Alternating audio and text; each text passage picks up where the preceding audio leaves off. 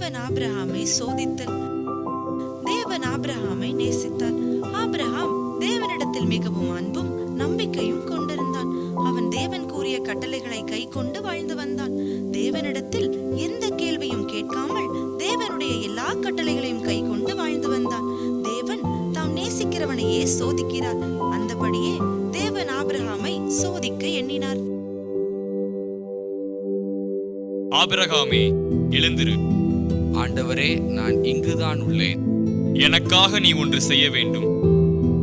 சொல்லும் தேவனே, நான் என்ன செய்ய வேண்டும்?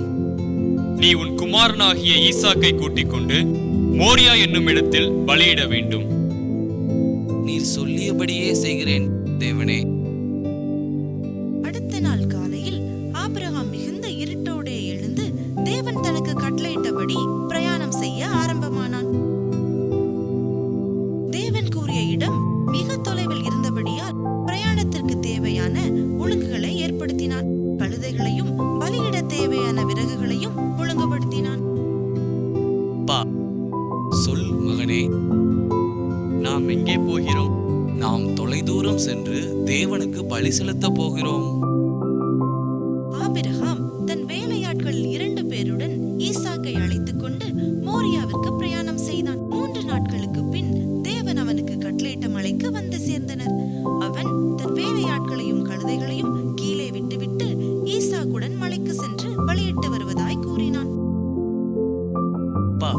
நம்மிடம் விறகுகளும் நெருப்பும் உண்டு. ஆனால் பலியிட ஆடுகள் இல்லையே. எப்படி நாம் பலியிட முடியும்? தேவன் பலியிடும் ஆடுகளை நமக்கு தருவார்.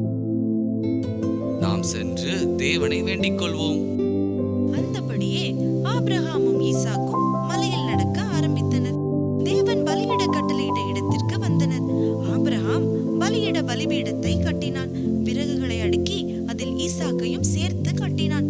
தேவன் கட்டளையிட்டபடியே ஈசாக்கை பலியிட தன் வாளை எடுத்தான். உடனே வானத்திலிருந்து ஒரு சத்தம் உண்டாகி, ஆபிரகாமே, நீ இவனை உன் ஒரே மகன் என்று பாராமல் என் சொல்லுக்கு கீழ்ப்படிந்தபடியால் நீ தேவனுக்கு பயப்படுகிறவன் என்று அறிந்து கொண்டேன்.